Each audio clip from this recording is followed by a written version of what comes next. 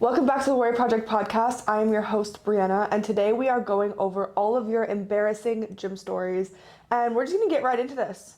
Start with my own embarrassing gym story because whether you are a beginner in the gym, you're an advanced lifter who's been in the gym for 10 plus years, you have a horror story, and you probably have an embarrassing story of something that happened like a month ago because it's normal. Like, there is absolutely no reason to feel embarrassed when things go wrong in the gym or when you fail in the gym or just like something unexpected happens.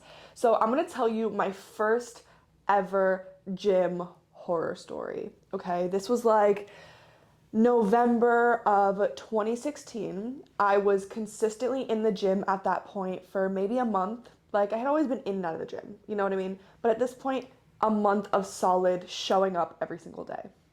So I get to the gym and it's leg day, right? So at that point, I was not comfortable with the squat rack yet, didn't know how to use it properly, and I was doing squats on the Smith machine. And I was kind of getting to the point where I was getting into heavier weights, excited to put the 25s and like the 45s and all of that on the bar. So I do my first couple of warm up sets.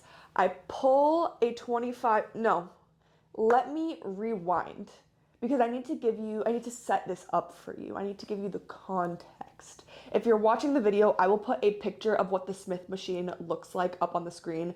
But basically, you know how the Smith machine has tiers? So the bottom rack will have the 45 plates attached to it, the 25s, the 10s above that, and then the 5s above that, so on and so forth. If it has more racks on it, it probably goes from lightest weight down to the heaviest weight so that you can grab the heaviest weight from the bottom and you're not putting yourself at risk by grabbing a 45 above your head. The gym that I was going to at the time was not the most organized gym, and the members were not the most gym etiquetely respectful type of people. Like, moral of the story, the gym is dirty. Okay, the gym is not organized, the gym is dirty. And the 25s were on top. So I had to reach above my head to grab a 25-pound plate.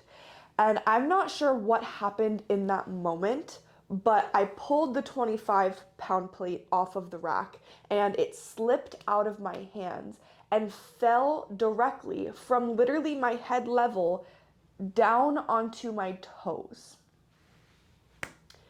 There was a moment of pure adrenaline that went through me in that moment. I was on the far end of the gym, so I had to walk completely across the gym to go to the bathroom. But in that moment, I left my gym bag there, I sat everything down, grabbed my phone, and calmly walked over to the bathroom.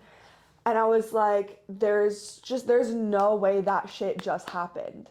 Like, I was in pure shock. Like, I could not believe that I had just done that. So I go to the bathroom, and my first instinct is to take my shoe off because I wanted to see the damage. I kind of had a feeling already that I had broken my foot because I just dropped 25 pounds from 5 feet up.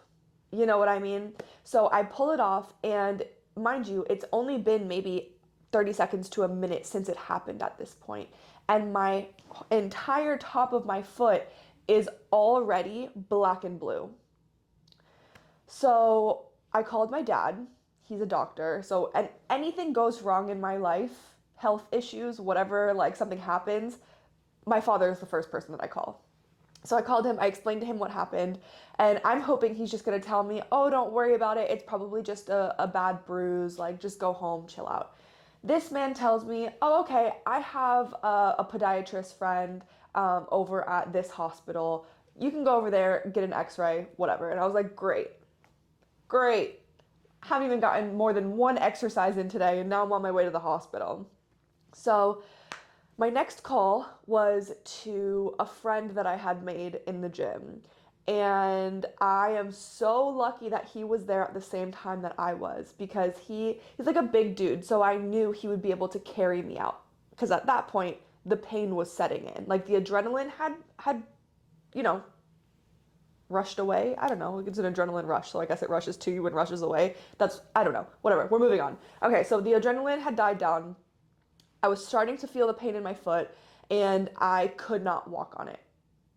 I don't know if honestly, maybe I was just scared to walk on it to like exacerbate the injury. Whatever the case was, like I was not going to walk on this foot. So I called my friend Josh and I was like, hey, um, my stuff is by the Smith machine. I really need you to do me this favor. Like, just bring me my bag and potentially help me get back to my car. He's like, what do you mean? And I was like, just come to the bathroom and I will explain to you what happened. So he gets to the bathroom. I basically just show him my foot and he's like, oh shit. So he picks me up and he carries me out of the gym, brings me to my car, and I go straight to the hospital to get my x-ray. Thankfully, it wasn't anything like super insane. I had fractured the top of my foot where my big toe meets the arch. So they gave me like a little boot.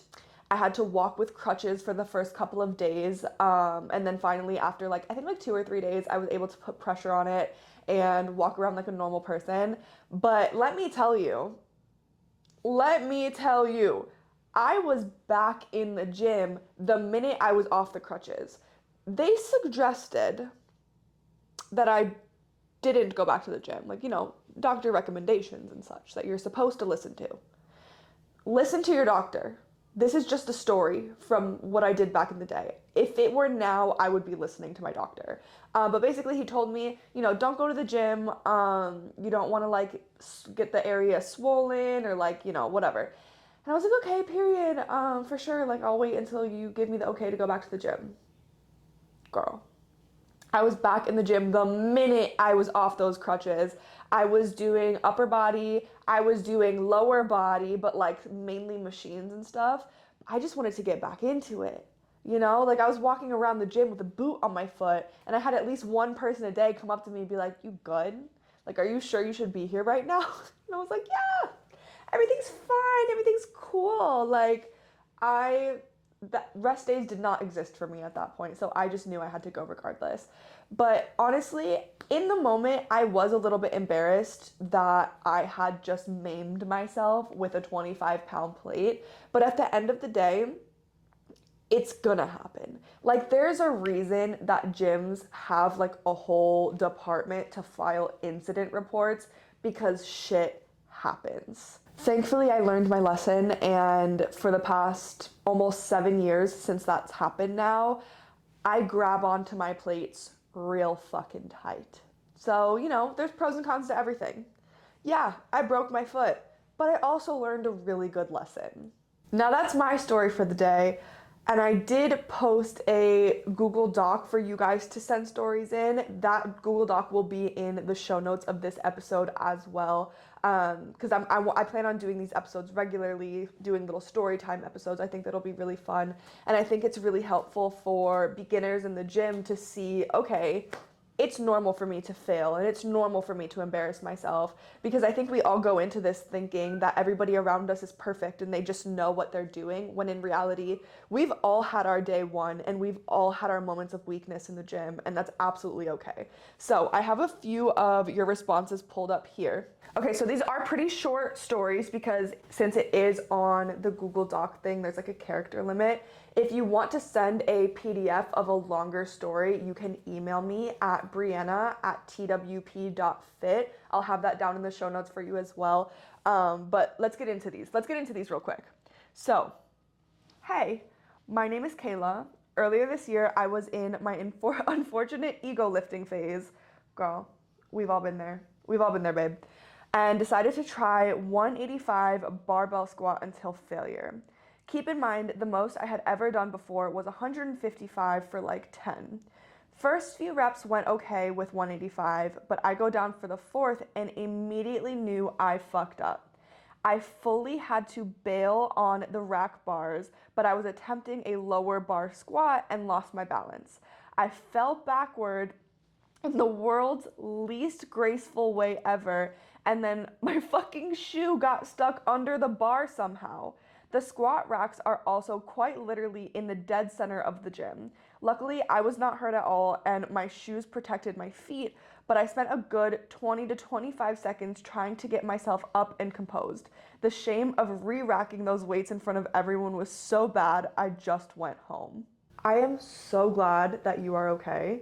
But now that we can look back and laugh at it, I'm so glad you shared this story because let me tell you, you are not the only one that this has happened to. I was squatting 245 once. I was doing box squats and I was doing the same thing. I was like, you know what? Let me just slap this weight on the bar. Let's go to failure. Let's see what happens. And I was outside of the rack because I was doing box squats and the box didn't fit into the rack. So thankfully, as I was coming up and I was falling backwards, trying to complete that last rep, a man swooped behind me and helped me, balance myself and get the bar re-racked. So I can promise you, you are not the only person that this has happened to.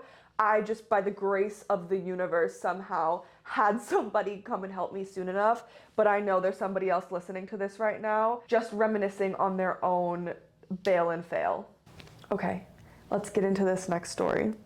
So I go to Planet Fitness, and you know where the free weights are? Well, the Planet Fitness that I go to has it set up where the dumbbells are in front of 6 to 7 benches.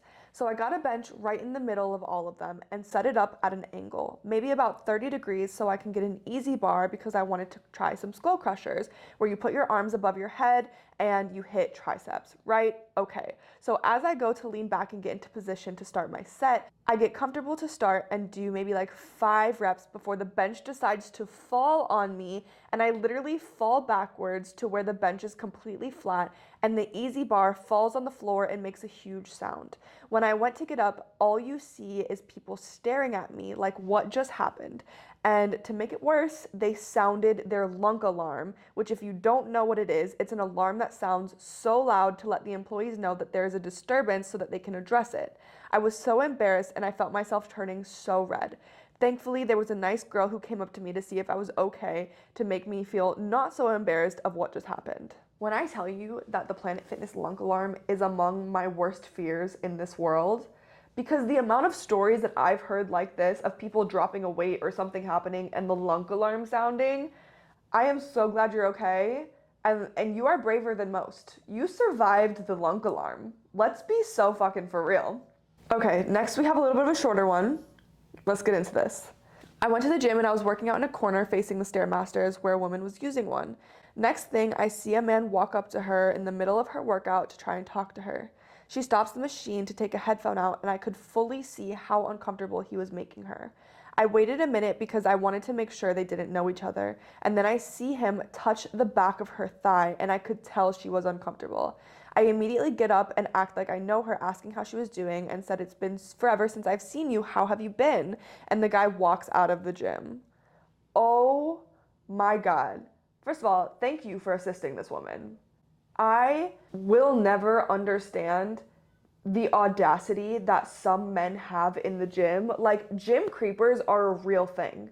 They are such, it's like an epidemic, dude. It's an epidemic at this point. I have literally been touched at the gym. I've been followed out of the gym. Like, I have been flirted with incessantly, even after being like, no, I'm not interested. It's an epidemic. So thank you for your motherfucking service. Heart rate got up a little bit on that one, so let's get into our next story. My name isn't here, but you can call me Rebecca on the pod. There was one day I was not feeling the gym. I forced myself to go because I knew I would be happy that I went afterwards. I wasn't really feeling much, so I was just gonna go and get my heart rate up with some incline walks. I told myself I could head home after an hour. I got about 10 minutes left when I realized I needed to use the restroom. I wasn't gonna stop because I knew if I stopped, I wouldn't get back on. So I decided to tough it out. I ended up finishing and beelined to the restroom. I get to the first stall and there was no toilet paper, and the same with the rest of the stalls. I started freaking out that I would have to wait until I got home. Also, for reference, this is my apartment gym, which is like a 5-minute walk to get to. I waddled my way back to my apartment and barreled inside, practically running for the restroom and sending my cats scurrying under the bed.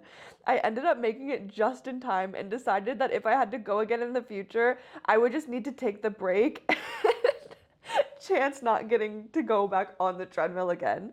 There is something about the gym that just induces the need to take a shit. Like, I'm not gonna pretend like that is not the realest thing that I have ever read in my life.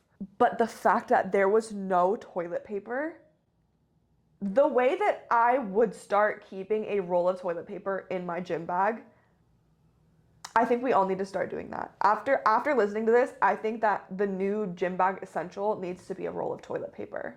All right, I have 3 more little short snippets for you. I went to the gym and decided it would finally be the day I tried my workout in the free weight section where it's usually only guys, rather than hiding out in the yoga room like usual. Why is the free weight section always a sausage fest? I need you bitches to start making your way to the dumbbells. We need to take over. We need to take over the weight room, okay? So I get there, do RDLs and squats, and then I take a bathroom break, look in the mirror at my butt, at my light purple leggings, covered in blood. Basically, I left, changed, and went to a different gym. I would be lying to you if I told you that this hasn't happened to me. I think I made a TikTok about it. Thankfully, I usually know when to like put a tampon in, like if my period is coming, because we all know I go commando. Like that's no secret at this point. So if I know my period is coming, I'll either like put like a liner, some toilet paper, like a preemptive tampon, if you will, just to make sure that I don't bleed through my leggings, especially if they're lighter colored leggings. And one day I went to the gym and I was in a pair of gray biker shorts and I didn't realize my period was coming, but she came. She did her thing. She entered the room and I went to the bathroom.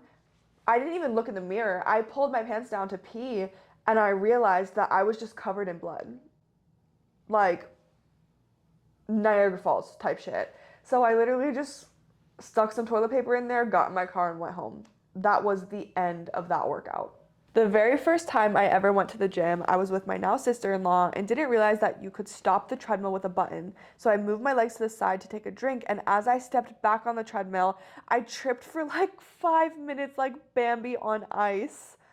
Oh my goodness. I think we're all just living the same life because I can relate to every single one of these. I literally, especially in the mornings when I'm going to do my fasted cardio and like I go over to my fitness center and hop on the treadmill, I'll do the same thing. I'll put my feet on the sides, grab a drink of water, or like adjust my leggings, whatever I'm doing in that moment. The amount of times that I have tripped over my feet trying to start back up is not even funny. If you have absolutely any stories that you want to share, there is going to be a link for my email if you want to send a longer story in, or if you just want to do a quick snippet of something that's happened. I will have the Google form in the show notes for you as well.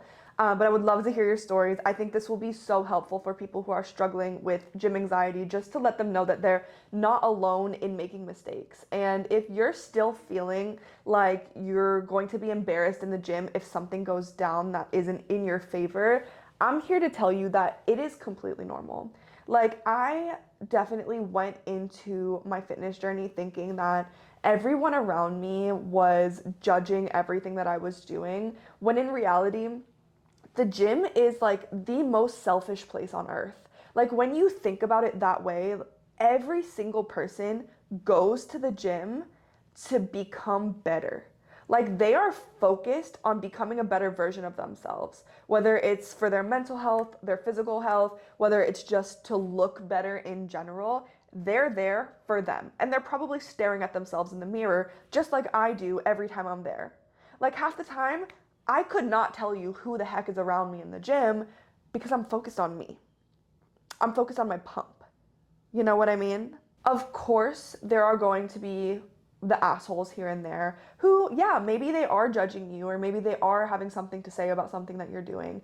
And that says more about them than it says about you because they're projecting. They are just as embarrassed to fail in the gym, and that's why they're acknowledging when other people do, because they're projecting their insecurities. The more you try and the more you fail, the further you're gonna get because you're learning more and more in those moments than you ever would if you kept it safe and kept it in your comfort zone. If I'm not failing at something every single day, then I know that I'm not pushing myself nearly as hard as I should be to become the type of person that I want to be. So this is your sign.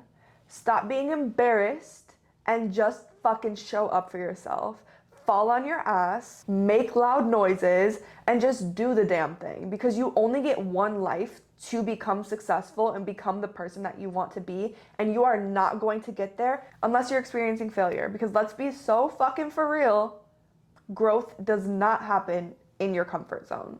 Now, with all that being said, that is a wrap on episode 3. Thank you so much for listening. And I'm so sorry that there was like a big break in between episode 2 and episode 3. I've been traveling for the last 2 months and I needed to get some new microphones because I had some complaints on the last 2 episodes about how it kind of sounded like I was in a fishbowl, which I completely understand. So I wanted to make sure that the audio was as good as it can get on episode 3. If you have any other constructive criticism, I am more than happy to take it. I want this podcast to be on top, baby. Like, I want this to be as good as it can be for you. So if you have any comments, questions, concerns, suggestions, you just want to, pop a little 5-star review down in there. But I will take whatever review you have from me. But if you can just take 30 seconds to leave a review, what you thought about this podcast, that would mean the world to me. Thank you so much for listening. I will see you in episode 4.